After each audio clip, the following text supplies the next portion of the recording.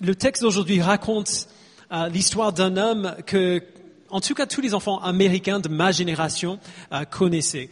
Il y avait une chanson qu'on chantait quand on était petit. Les Américains ici qui sont à peu près de mon âge, vous connaissez? Zacchaeus was a little man. Okay. Et même tous les enfants aiment bien cette histoire. Je discutais avec Jack en route ce matin. Je dis, tu sais sur quel texte je vais prêcher ce matin? Le texte sur Zachée. C'est qui? C'est le petit. Ah oui, celui qui était dans l'arbre. Oui, en fait, les enfants aiment bien cette histoire parce que Zachée, comme on va voir, est très petit. En tant qu'enfant, moi, j'aimais bien cette histoire parce que j'étais aussi petit, moi, et je m'identifiais avec le petit, et c'est lui de pouvoir par-dessus les épaules de tout le monde qui était dans la foule. Alors, dans ma tête, même jusqu'à l'âge adulte, ça n'allait pas plus loin que ça. Cette histoire était mignonne. Jésus appelle le petit à descendre de l'arbre pour aller manger chez lui, c'était sympa. Mais cette histoire est tellement plus que mignonne. Tellement plus que sympathique. Cette histoire est en fait une sorte de point culminant, en quelque sorte, de tout ce qu'on a vu jusqu'ici, de toute l'œuvre et de tout le ministère de Jésus qu'on voit jusqu'ici. Et donc, souvenons-nous d'où on vient. Au moins des 50 derniers versets, on voit beaucoup de choses. Jésus déjà a beaucoup parlé des possessions matérielles, si vous vous en souvenez, et de ceux qui y sont attachés. Et il a dit dans le chapitre 17, verset 33, que la seule manière de trouver nos vies était de les perdre, entre guillemets. Jésus a raconté après la parabole de la veuve persistante qui devait embêter un juge jusqu'à ce qu'il lui rende justice. Et il dit que contrairement à ce juge injuste, Dieu n'attend pas pour donner la justice à ses enfants, mais il leur répond quand ils font appel à lui. On voit ça dans 18, versets 7 et 8. Après, il raconte la parabole du collecteur d'impôts dans les versets 13 et 14 de ce même chapitre, qui n'ose même pas lever les yeux dans le temple, mais qui se frappe la poitrine et supplie simplement que Dieu ait pitié de lui, un pécheur. Après, il dit à ses disciples de laisser les petits-enfants s'approcher de lui, car, versets 15 à 17, le royaume de Dieu est pour ceux qui leur ressemblent. Il a appelé après un homme riche à vendre tous ses biens et à les donner aux pauvres et puis à venir le suivre. Mais l'homme riche ne pouvait pas le faire parce qu'il était trop attaché à ses biens. On voit ça dans les versets 22 et 23 du chapitre 18. Et enfin, comme on a vu dimanche dernier, lorsque Jésus passe près de Jéricho, un aveugle crie vers lui pour son aide et Jésus le guérit et l'aveugle le suit et il rend gloire à Dieu. On voit ça à la fin entre versets 35 et 43. Tous ces événements qu'on voit dans ces parties ont à voir avec cette histoire qu'on va voir aujourd'hui. Tous ces événements retrouvent une sorte d'écho ici. Et donc, ce qu'on va faire, on va lire le texte ensemble d'abord, et puis après, on va essayer de voir pourquoi Luc le place ici et le raconte comment il le fait. Donc, je vous invite à lire avec moi à partir du verset 1 du chapitre 19 dans vos Bibles. Jésus était entré dans Jéricho et traversait la ville. Or, un homme riche appelé Zachée, chef des collecteurs d'impôts, cherchait à voir qui était Jésus, mais il n'y parvenait pas à cause de la foule, car il était de petite taille. Il courut en avant et monta sur un sycomore pour voir Jésus parce qu'il devait passer par là.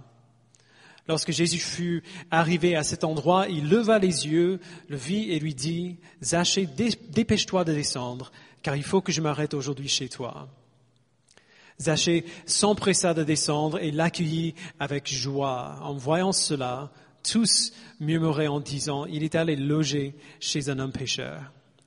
Mais Zachée, se tenant devant le Seigneur, lui dit, Seigneur, je donne aux pauvres la moitié de mes biens, et si j'ai causé du tort à quelqu'un, je lui rends le quadruple. Alors Jésus dit à son propos, le salut est entré aujourd'hui dans cette maison parce que lui aussi est un fils d'Abraham. En effet, le Fils de l'homme est venu chercher et sauver ce qui était perdu. Amen. Alors, Luc dit que cet homme Zachée, comme on a vu, est de petite taille. J'aime bien sa discrétion. Les théologiens ont beaucoup débattu concernant ce que sa petite taille a vraiment à voir avec cette histoire. Est-ce que c'est une métaphore? La seule chose qu'on peut savoir avec certitude, c'est que sa petite taille l'a obligé à monter dans cet arbre pour voir Jésus, parce qu'il ne pouvait pas voir au-dessus des épaules des gens qui étaient là. Donc, Jésus traverse Jéricho, où il voit voit Zachée, donc ce serait peu de temps après qu'il ait guéri l'aveugle qui était juste à l'extérieur. Et même si on ne sait pas exactement pourquoi, Zachée veut vraiment voir qui est cet homme dont il a entendu parler.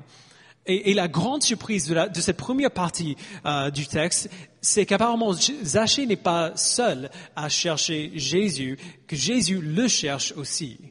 On voit au verset 5, lorsque Jésus fut arrivé à cet endroit, il leva les yeux, le vit et lui dit, « Zachée, dépêche-toi de descendre, car il faut que je m'arrête aujourd'hui chez toi. » Alors il faut voir qu'il ne s'agit pas ici d'un échange accidentel. Ce n'est pas par hasard que Jésus tombe sur Zachée. Et je vois déjà qu'à un moment donné, je vais avoir du mal à dire sur Zachée ou chez Zachée. Donc, excusez-moi à l'avance. Jésus et Zachée ne se connaissent pas. Okay? Mais tout de même, Jésus lève les yeux, il voit Zachée dans le sycomore et il l'appelle par son nom. Donc Zachée ne connaît pas Jésus, on voit qu'il est monté dans l'arbre pour voir qui est cet homme. Zachée ne connaît pas Jésus, mais Jésus connaît Zachée. Il a fait exprès de venir dans cette rue, à ce sycomore, à ce moment-là. Et pourquoi? Jésus dit pourquoi, il dit au verset 5 encore, « Il faut que je m'arrête aujourd'hui chez toi. » Alors, il serait facile d'imaginer que Jésus traverse Jéricho simplement parce que la ville est sur le chemin qui mène vers Jérusalem. C'est là où il va. Jérusalem, c'est la destination finale. Mais Jésus est venu ici parce qu'il doit passer du temps avec Zachée, avec cet homme. Et descendre là parce qu'il faut que je m'arrête aujourd'hui chez toi.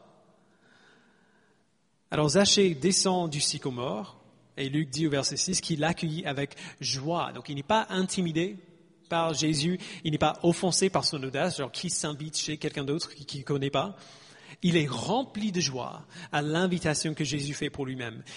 Et donc au verset 6, on voit que ce n'était pas rien, cette invitation. Les gens autour voient Jésus entrer chez Zachée et ils murmurent tous murmuraient, il dit. Pourquoi? Parce que Jésus s'est fait l'invité de cet homme qui est, entre guillemets, un homme pécheur, ils disent. Et ils le savent parce qu'ils le connaissent. C'est pas qu'ils sont qui montrent trop de jugement envers Zachée. Ils le connaissent bien. Zachée, c'est un collecteur d'impôts et ce n'est pas un homme honnête, comme lui-même va dire tout à l'heure. Les collecteurs d'impôts, si vous ne connaissez pas le contexte de l'Évangile, on a déjà vu ça dans cette série. Les collecteurs d'impôts étaient parmi les gens les plus détestés de la communauté juive. Israël était sous l'occupation romaine à l'époque et les Romains employaient certains Juifs dans le coin pour collecter des impôts pour eux, ce qui est normal. Mais ces collecteurs pouvaient exiger le prix qu'ils voulaient des citoyens. Les citoyens n'avaient aucun moyen pour savoir combien ils devaient aux Romains. Et donc ils pouvaient prendre ce qu'ils voulaient et empocher la différence, donner aux Romains ce qui est à eux et garder le reste. Et c'est ce qu'ils faisaient régulièrement et c'est ce comme on va voir, c'est ce que fait Zachée. Il trichait et il abusait les habitants de Jéricho. Et il l'a fait avec le plein soutien des autorités. Cela dit, même si c'était mal vu, Jésus entre chez cet homme pécheur et il déjeune avec lui. Alors, on ne sait pas ce qui s'est passé pendant ce déjeuner, pendant ce repas. Luc ne nous dit pas de quoi ils ont parlé pendant ce temps.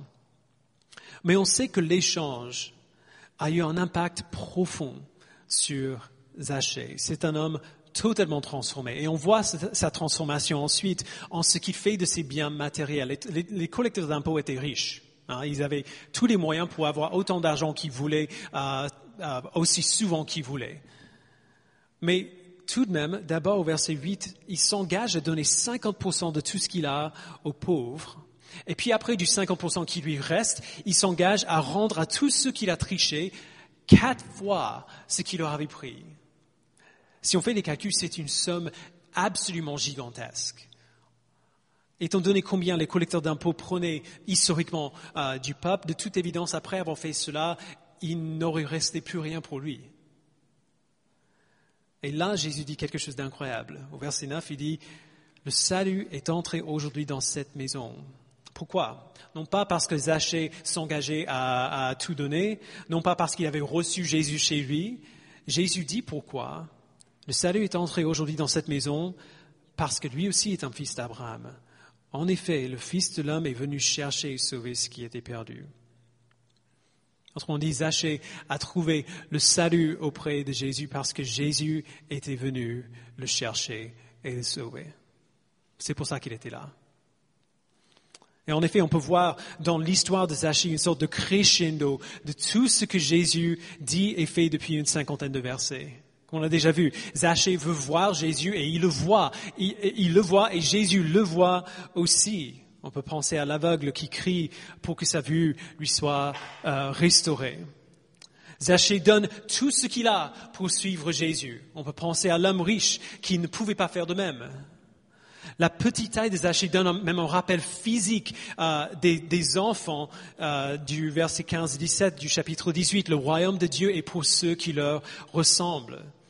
Zachée répond avec humilité et repentance comme le collecteur d'impôts dans la parabole de Jésus, mais avec la joie et la transformation extérieure qui accompagne une telle repentance. Zachée cherche Jésus et le trouve tout de suite.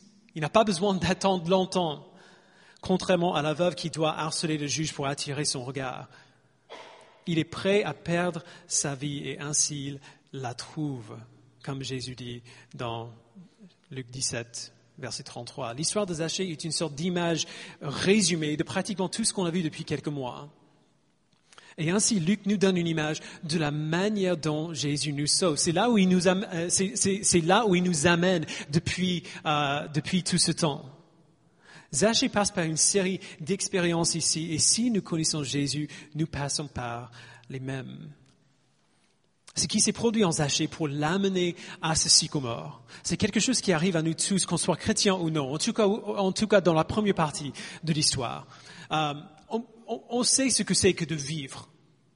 Okay, la plupart d'entre nous, on est au moins arrivé à l'âge adulte, ou sinon à l'adolescence. On vit sa vie, on est relativement contenté dans notre vie, et puis quelque chose arrive pour nous rendre juste vaguement mal à l'aise, pour nous donner l'impression qu'il nous manque quelque chose. Alors ça peut être quelque chose d'énorme, un grand événement dans notre vie, ça peut être quelque chose qui semble sortir de nulle part, mais on commence à avoir l'impression qu'il y a quelque chose de fondamental qui manque dans nos vies et on ne sait pas ce que c'est. On ne sait pas quelle est cette chose que je désire, dont j'ai soif. J'ai soif de quelque chose, j'ai faim de quelque chose, mais je ne sais pas quoi. Ce sentiment de malaise existentiel, entre guillemets, c'est presque universel. On passe tous par ça à un moment ou à un autre. Et quand il vient, on peut faire une de deux choses. Soit on peut ignorer ce sentiment et on se dit « ne sois pas stupide, c'est rien » et on peut juste continuer notre vie. Ou alors, on peut commencer à chercher. À chercher cette chose qui nous manque. Et c'est ce que font la plupart des gens. On cherche de partout. On cherche dans les hobbies, dans les relations, dans la philosophie, dans l'éducation, dans le travail, l'ésotérisme, la religion de manière générale. On peut essayer ces choses comme une nouvelle paire de chaussures. On essaie pendant un temps, si ça convient, très bien. Si ça convient pas, on passe au suivant.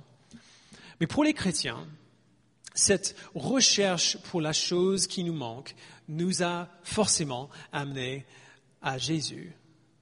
On a entendu que Jésus a des choses intéressantes à dire, peut-être, même si ceux qui le suivent sont un peu bizarres parfois. Et donc on prend du temps pour écouter ce qu'il a à nous dire. Ça ne vient pas à l'esprit, jusqu'à plus tard en tout cas, de considérer que ce sentiment de malaise qui nous a poussés à chercher Jésus a été placé en nous par Dieu lui-même dès le départ. Jésus ne va pas à la maison de Zachée tout de suite, il va à l'arbre. Il va au sycomore, là où Zachée est caché. Il va à l'arbre parce qu'il sait que Zachée sera dans cet arbre-là. Et Zachée est dans l'arbre et non pas ailleurs, parce que quelque chose le poussait à chercher à voir cet homme Jésus. Il ne pouvait pas rester là à ne rien faire pendant que Jésus passait par là. Il devait le voir. Alors il est monté dans ce sycomore à ce moment-là pour être exactement là où il devait être pour que Jésus lève les yeux et le voie, là où il attendait. Ce qui nous amène bien sûr à cette vérité. Jésus appelle Zachée par son nom.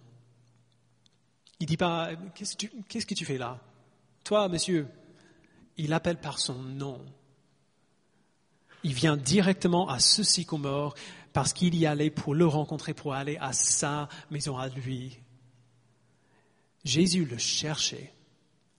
Alors évidemment, Zachée cherchait à voir Jésus, mais Jésus cherchait à faire encore plus que ça avec lui. Si Dieu poussait notre recherche de Jésus, ce n'était pas seulement pour nous donner la possibilité de le rencontrer, une possibilité à prendre ou à laisser. Il nous poussait à chercher Jésus parce que Jésus nous cherche. Parce que Jésus nous cherchait. Alors si on prenait que cette première partie du texte où Zachée monte dans l'arbre et Jésus le regarde, ce que je dis là ne serait pas convaincant. Luc ne dit rien sur les motivations de Jésus, pourquoi Jésus a fait cela. Au moins, il ne dit rien dans les versets 4 à 5. Mais on a le verset 10. Et dans ce verset-là, Jésus dit explicitement pourquoi il a fait ce qu'il faisait. Le Fils de l'homme est venu chercher et sauver ce qui était perdu. Il est venu pour ça. Il est venu pour chercher et sauver ce qui était perdu. Alors, qu'est-ce que ça veut dire? Si on dit que Jésus cherche les perdus, ça veut dire quoi exactement? Les prédicateurs utilisent souvent une illustration pour décrire la manière dont Jésus nous cherche. Ils l'utilisent parce que c'est une illustration que presque chaque parent peut s'identifier avec elle. Imagine que tu te balades dans une rue bien chargée avec beaucoup de monde, avec ton petit enfant, tu le tiens par la main. Et puis à un moment, l'enfant lâche ta main. Les parents, on sait à quel point ça arrive souvent quand on se balade avec les petits. Il lâche ta main, pendant juste une seconde, tu te tournes et il est parti. Il y a des gens de partout, tu ne vois plus ton enfant du tout. Il est absolument parti. Tu commences à te forcer à contresens dans la foule pour trouver ton enfant. Tu cherches ton enfant à ce moment-là, si jamais si vous êtes arrivé, vous le savez que c'est vrai, à ce moment-là, tu cherches ton enfant avec désespoir, avec panique, parce que tu aimes ton enfant. Tu aimes ton enfant, il est perdu et tu veux le trouver. Et les prédicateurs vont souvent dire, c'est comme cela que Jésus nous cherche, parce qu'il nous aime. Alors, je vois pourquoi ils utilisent cette illustration, mais je suis désolé, c'est une illustration horrible pour décrire la manière dont Jésus nous cherche. Parce qu'à chaque étape dans la route, Jésus connaît ceux qui sont perdus et il sait où les trouver.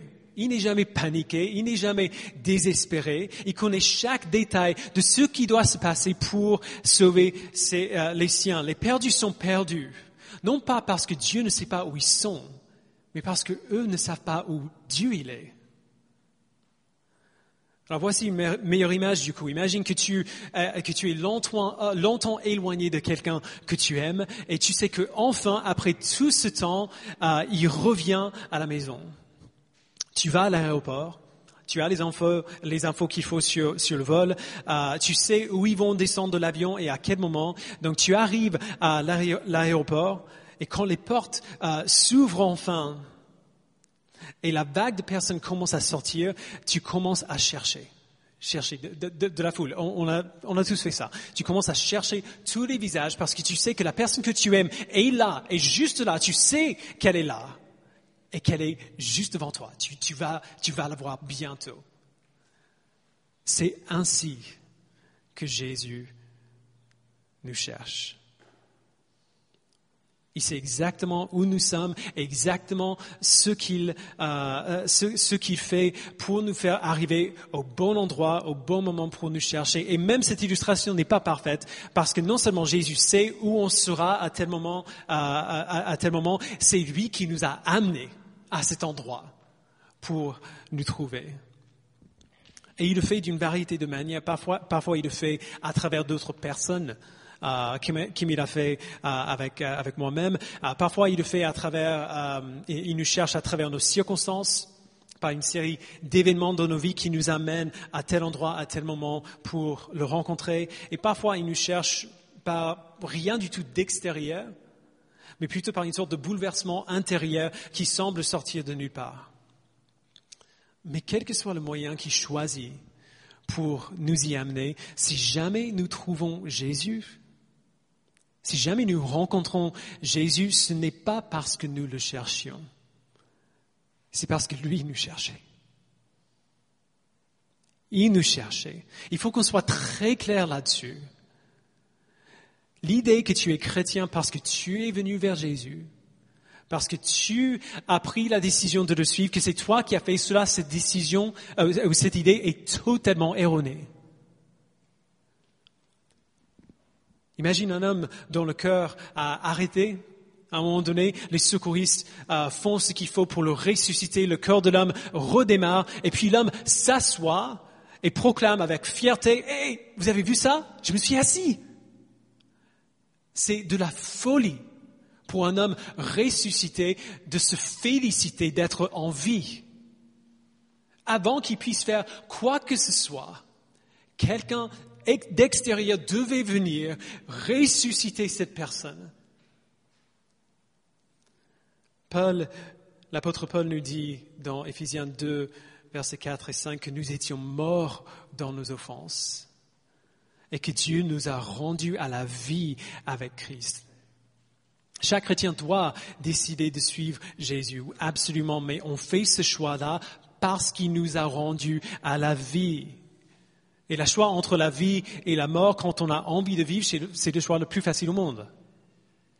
On n'a même pas besoin d'y réfléchir. On ne cherche Jésus que parce qu'il nous cherchait d'abord. On ne trouve Jésus parce qu'il nous a trouvés d'abord. Si tu penses que tu es chrétien principalement parce qu'un jour tu as pris la décision de suivre Jésus, il faut que tu te mettes à genoux, que tu demandes pardon pour ton orgueil et que tu lui remercies d'avoir pris la décision de venir te chercher d'abord. Parce que c'est comme ça que ça s'est passé. Et c'est là, une fois que Zachée rencontre Jésus, c'est là que cette histoire commence à frapper là où ça fait mal. Zachée ne rencontre pas seulement Jésus, il est profondément changé par lui. Cet homme ne ressemble pas du tout à l'homme qu'il était avant de le voir. On voit le changement déjà commencer, même avant qu'il rencontre Jésus, parce qu'il est parti voir qui était cet homme au premier lieu, verset 3. Encore une fois, c'est Dieu qui a fait ça. On peut voir sa transformation parce qu'il accueille Jésus avec joie, même s'il avait toutes les raisons pour éviter Jésus, pour se cacher de lui, parce que Jésus est saint, lui c'était un pécheur et tout le monde le savait. Et on voit enfin qu'il est transformé parce qu'il répond à Jésus avec un sacrifice gigantesque, comme on voit au verset 8. Essentiellement, il fait ce que l'homme riche, dans les versets 22 à 25 du chapitre 18, ne pouvait pas faire. Il a tout donné pour suivre Jésus. Et il est passé par le trou de l'aiguille. Et il est sorti de l'autre côté. Alors beaucoup de gens lisent trop rapidement ce texte et font le saut du comportement de Zachée à son salut. Ils imaginent que Jésus dit ce qu'il dit par rapport au salut de Zachée parce que Zachée s'est montré généreux. Et donc ils se disent, ok, si je suis généreux, si je fais entre guillemets de bonnes choses, je peux être sauvé de la même manière. Mais c'est pas ça que Jésus dit quand il dit pourquoi il est sauvé. Verset 9, il dit, le salut est entré aujourd'hui dans cette maison parce que lui aussi est un fils d'Abraham. Alors ça peut être un peu dur au premier abord de savoir quoi faire avec ça. Parce que les fils d'Abraham, c'est ainsi que s'appelaient généralement les Juifs. C'était des descendants d'Abraham. On dirait presque que Jésus dit que Zachée est sauvé parce qu'il est juif. Mais il faut nous souvenir déjà du reste de la Bible qui dit le contraire. Et aussi du reste de cet évangile. Jésus est Dieu. Il parle par son Esprit Saint, et ce même Esprit a déjà évoqué cette idée dans cet évangile même, à travers Jean-Baptiste. Vous vous souvenez de ce qu'il a dit dans Luc chapitre 3, verset 8 ? Il dit à la foule, donc je mets sur le milieu, « Produisez donc des fruits qui confirment votre changement d'attitude, et ne vous mettez pas à dire en vous-même, « Nous avons Abraham pour ancêtre. » En effet, je vous déclare que de ces pierres, Dieu peut faire naître des descendants d'Abraham. Vous voyez, ce n'est pas votre état de juif qui fait que vous êtes descendant d'Abraham. C'est le changement en vous qui montre que vous êtes des fils d'Abraham. Et vous pouvez voir ce changement dans la manière dont vous répondez à sa grâce. Produisez des fruits qui confirment votre changement d'attitude, votre repentance, littéralement. Autrement dit, si ta vie est la même aujourd'hui qu'au jour où tu as rencontré Jésus, tu n'as pas rencontré Jésus. Si ta vie ressemble aujourd'hui en tout point à la vie que tu menais avant de le rencontrer, tu ne l'as pas rencontré. Je suis désolé. Le changement de vie que Dieu produit en nous n'est pas un changement de style de vie, n'est pas un changement de cadre de vie ou d'amitié. Rencontrer Jésus va nécessairement changer la manière dont tu vis ta vie et pourquoi tu le fais. Non seulement à l'intérieur, mais à l'extérieur aussi. Il y aura des fruits, comme dit Jean, qui confirment ta repentance.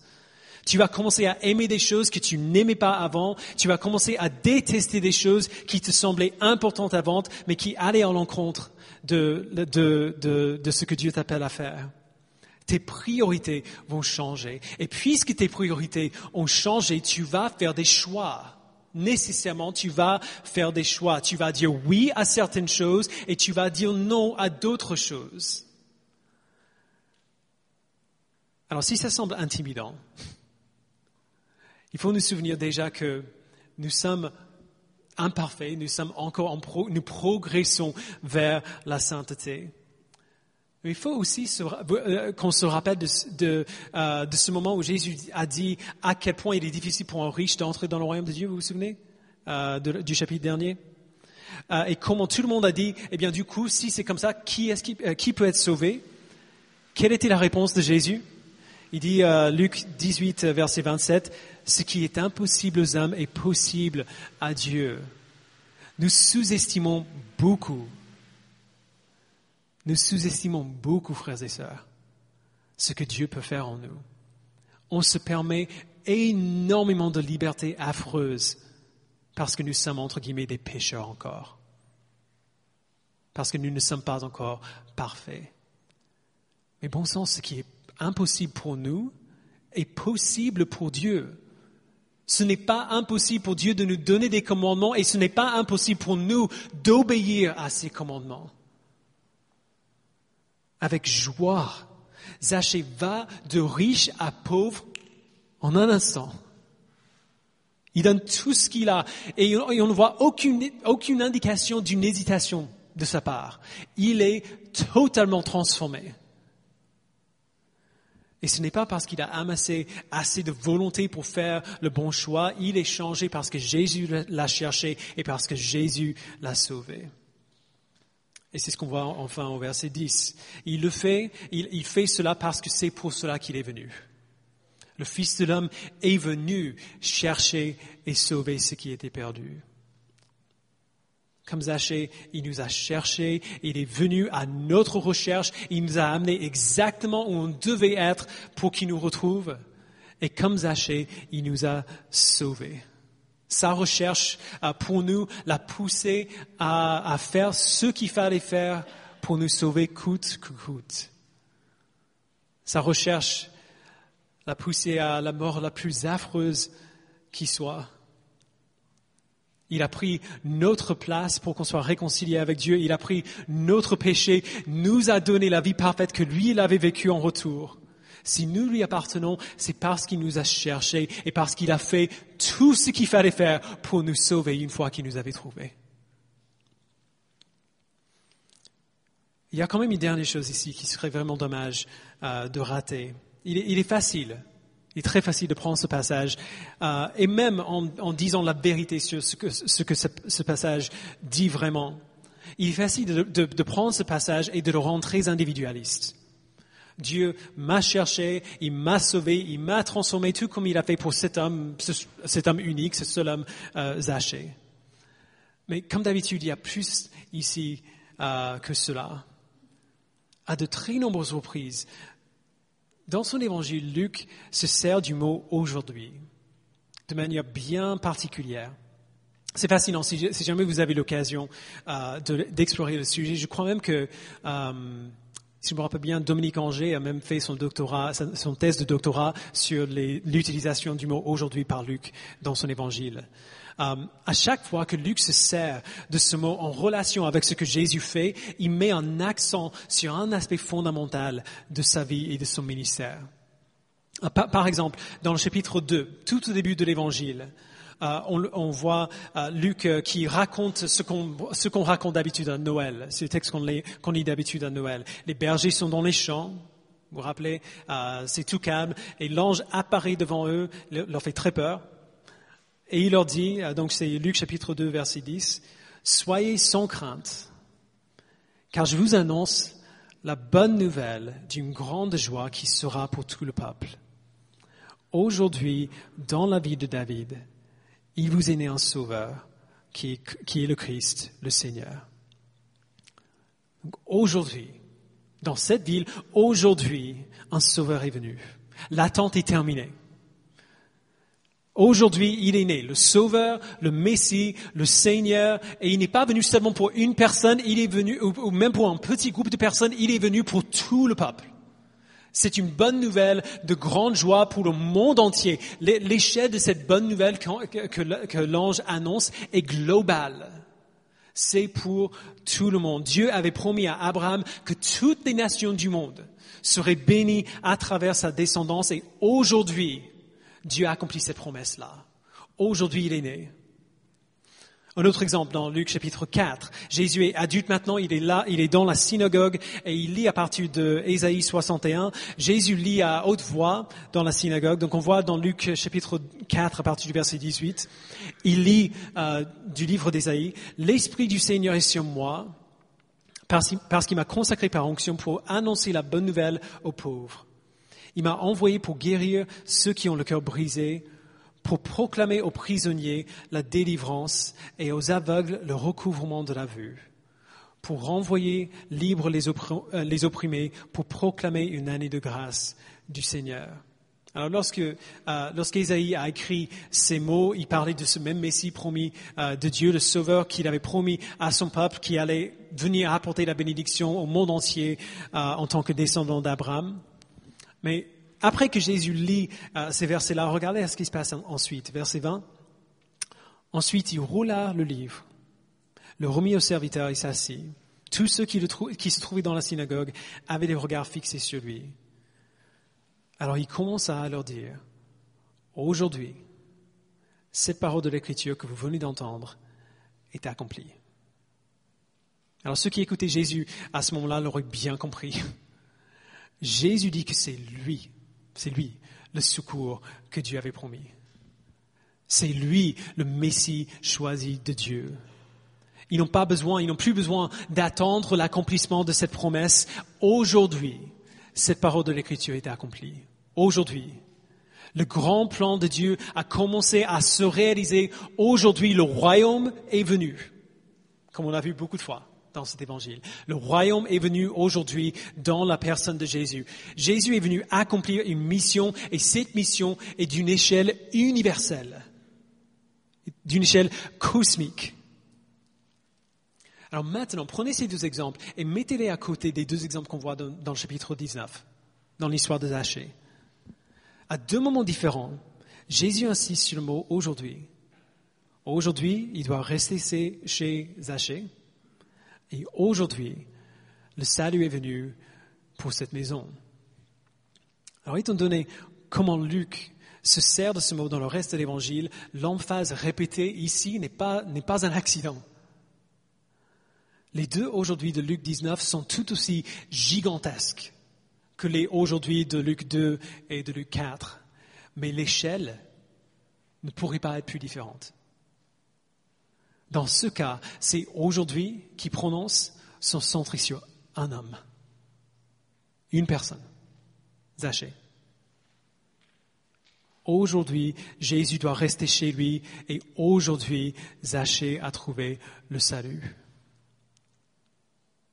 Dieu a un plan, frères et sœurs, pour le monde qu'il a créé, et c'est un plan qui est d'une échelle globale, une échelle universelle, une échelle cosmique.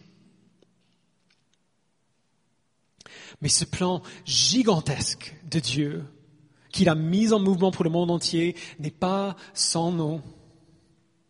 Il n'est pas sans visage. Il n'est pas d'une nature purement collective.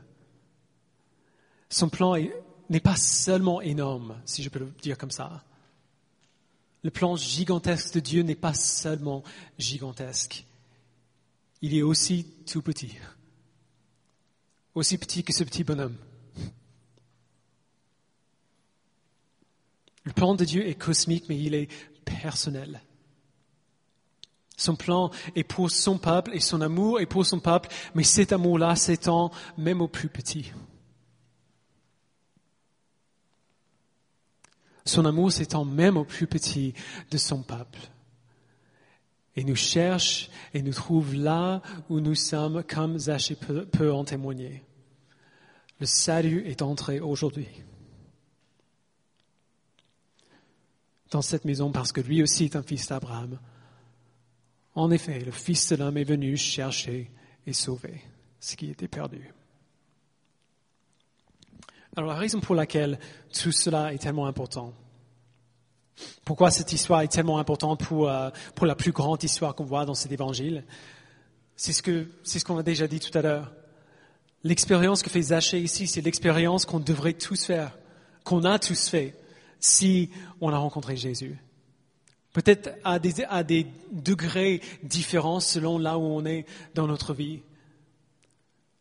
Mais les paroles qu'on voit dans le verset 10, que le Fils de l'homme est venu chercher et sauver ce qui était perdu, font un résumé de tout le ministère de Jésus, de toute son œuvre. Et si nous connaissons Jésus, nous bénéficions de ce même ministère.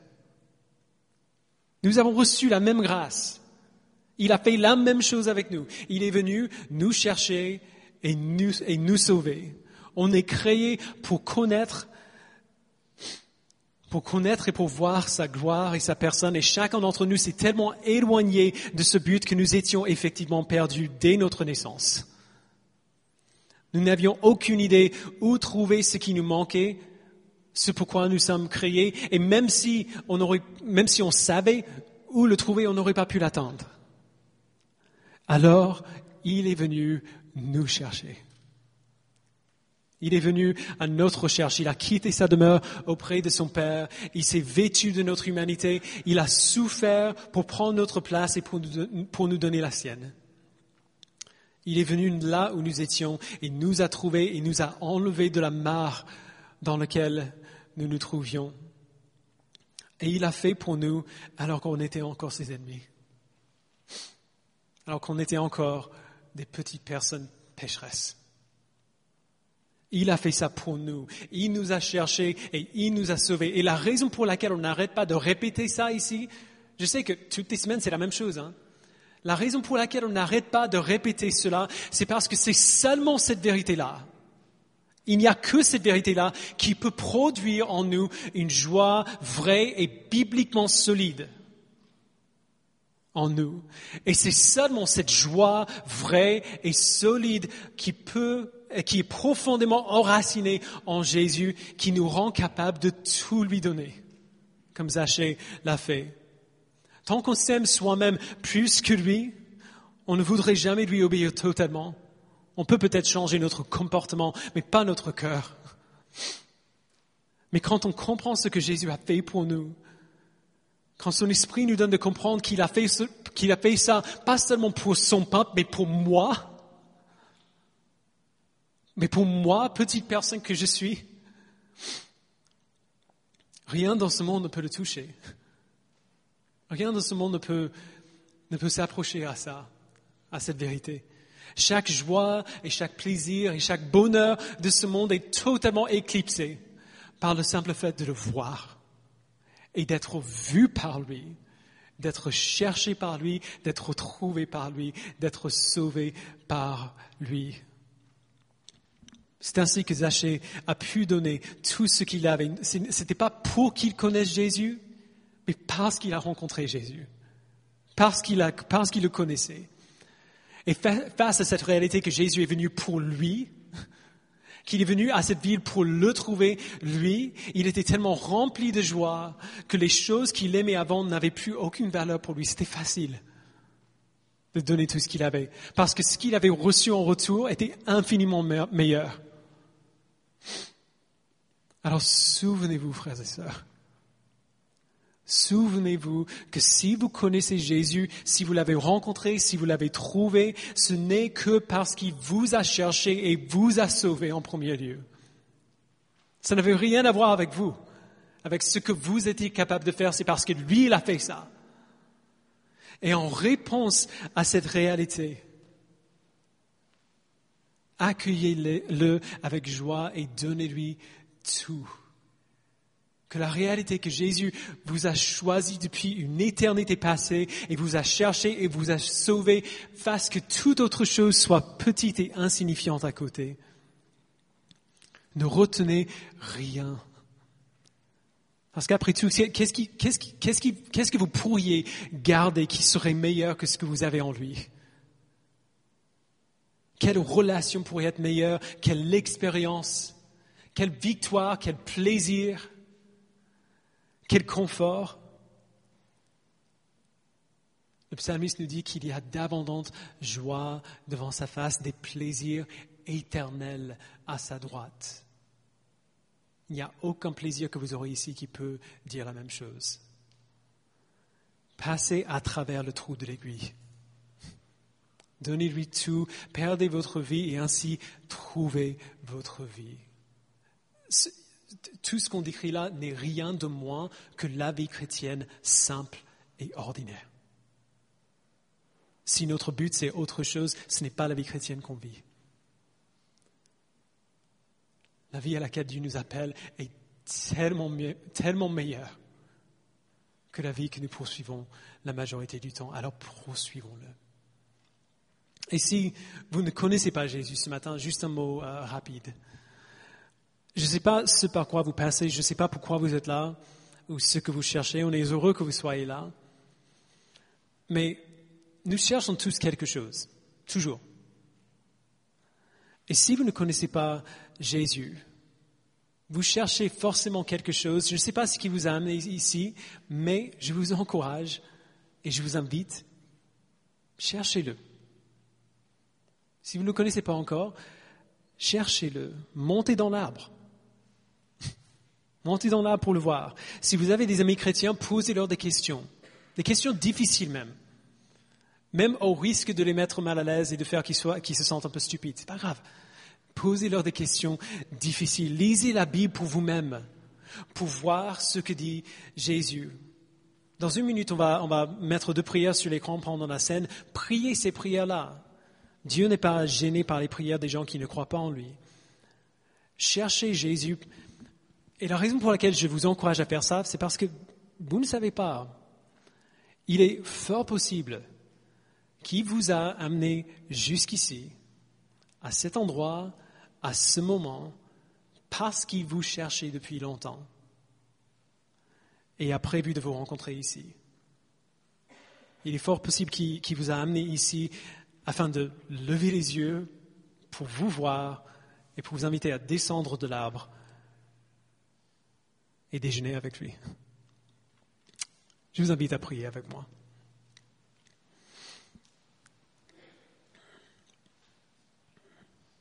Père, je suis tellement reconnaissant de ce passage. Je suis tellement reconnaissant de ce que tu as fait dans la vie de ce petit bonhomme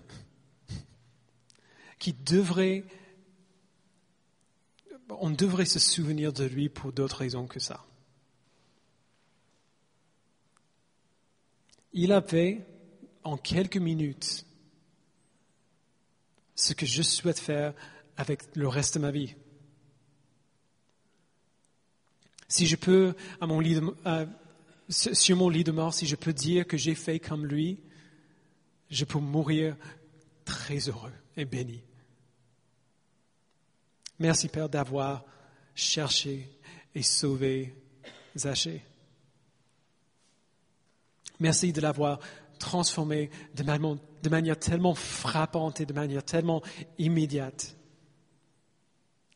On peut avoir l'impression, Père, que notre transformation à côté est assez minime, assez petite et assez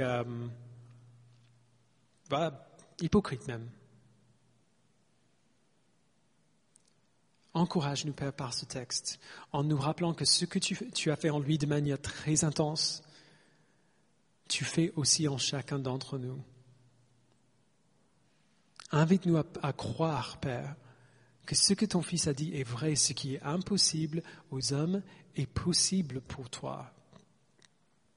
Il n'est pas impossible qu'un homme et une femme aujourd'hui vivent exactement ce que Zachée a vécu. Il n'est pas impossible, quel que soit notre arrière-plan, notre passé, la semaine qu'on vient de passer, il n'est pas impossible que nous soyons transformés aujourd'hui de cette même manière. Il n'est pas impossible que nous te donnions absolument tout ce que nous sommes et tout ce que nous avons. Il n'est pas impossible que nous t'aimions plus que notre propre vie et qu'ainsi nous trouvions la vie pour laquelle tu nous as créés. Rien de tout ça n'est impossible. Donne-nous de le croire, Père. Donne-nous de nous rappeler de la joie de notre salut. Que tout ce que nous avons en toi est immérité, impossible à gagner par nous-mêmes, et que ton Fils a tout gagné pour nous, alors qu'on était encore ses ennemis. Donne-nous de croire en toi, Père, de te voir tel que tu es, et ainsi de te suivre avec toute la joie, tout l'émerveillement, toute la reconnaissance que tu mérites. Au nom de Jésus, nous le prions.